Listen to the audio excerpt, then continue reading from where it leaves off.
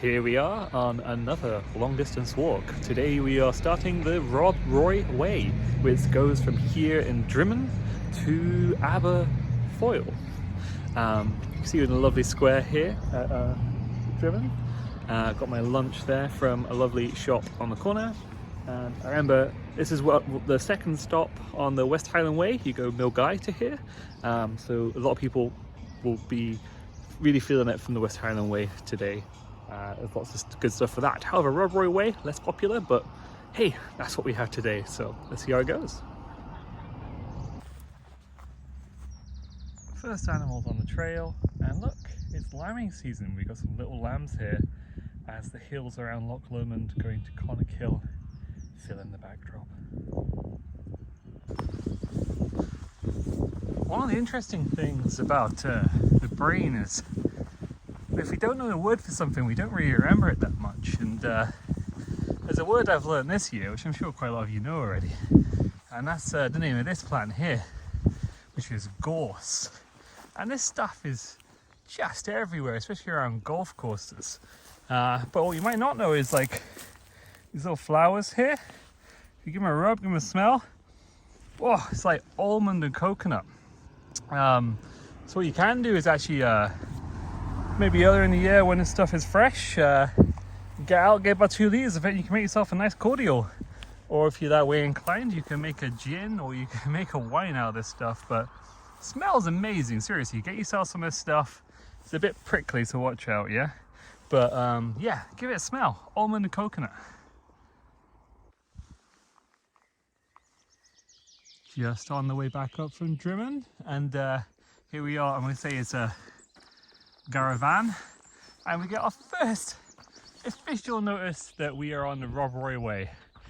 That's the West Highland Way intersecting with us here. I think that's the last time it does, but you know, we're going this way.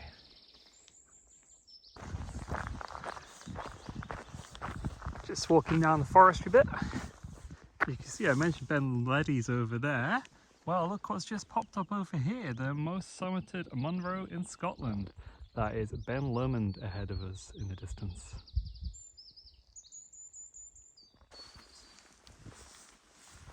Right, we'll talk about more about this tomorrow, but right here is part of the waterway that goes into Glasgow, built by the Victorians, and this beautiful dome thing here, which is Victorians showing off, I think, is one of the bits where it allows them some, you know, air to escape and stuff like that.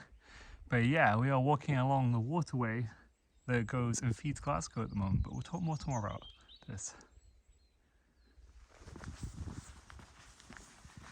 So walking along, we can still see Ben Lomond peeking out behind the trees there.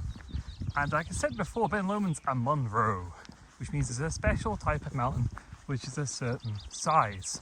That's Ben Lomond. And I remember over there, in the distance, we've got Ben Leddy. So you might think, aha, if I climb up Ben Leddy and it's Ben Lomond, I've done 2 Munros. And unfortunately, as my friend found out recently, that's not quite right. A Munro is any hill over 3,000 feet, which is about 994 meters. So Ben Lomond there is quite far over that, whereas our Ben Leddy over here, not so much. That one's just below it, and it's got a different name, which is a Corbett, which is another size categorization of hills. So just because it says Ben doesn't make it a Munro, but it'll still be a good day out, I'm sure.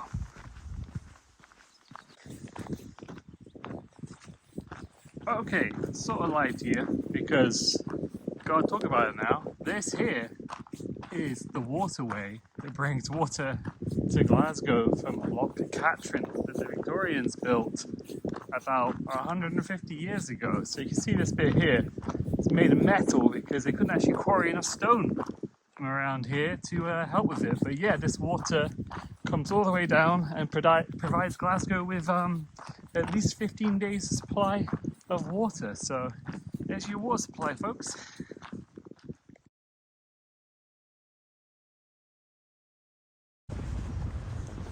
Alright, bit of a lack of videos for a bit there because I met a guy called Simon who's playing harmonica, and before you know it, here we are in the town of Aberfoyle, all the away, and the Aberfoyle Inn is where I'm staying tonight. So that's the end of day one.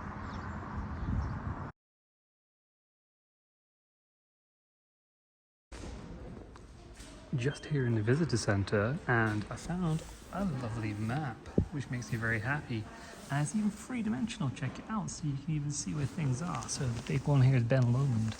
So we start today here in Drymen, and we walked through the Lockhart Forest to get to Aberfoyle. You can see tomorrow is going to have a bit of ascent over here to Loch Venacha, following the Highland boundary fault here, which cuts all the way across Scotland, and we'll be going up Loch Lubnaig to Strathire, and then all the way up to Loch Tay, and then off towards Pitlochry. But a lovely 3D map showing you all the different hills you can get in this area. So I've come back out to his Kirkton Church here to see the grave of Richard Kirk, who you'll see has many pennies on it, and also a shepherd's dagger. This is the guy that first translated the Psalms Bible into Gaelic for his parishioners to understand. And he was a big fan of fairies as well, and wrote lots of stories about them. He's got a book called The Commonwealth of Fairies and Fauns, and he's actually believed his body is no longer here because after he died it was taken away to live with the elves under Duin Hill over there, which is all very mysterious. Another thing you might know about Scotland, because there was a lot of interest in doing research on dead bodies, and in Edinburgh there was Burke and Hare, the famous body snatchers who would steal recently dead bodies and then give them over to medical science without, consent from anyone. And you'll see here, these are iron tombs that they used to put the freshly dead into so they couldn't be stolen, because very, very heavy things. So yes, this is also just outside the town of Aberfoyle if you ever want to come and leave a penny here.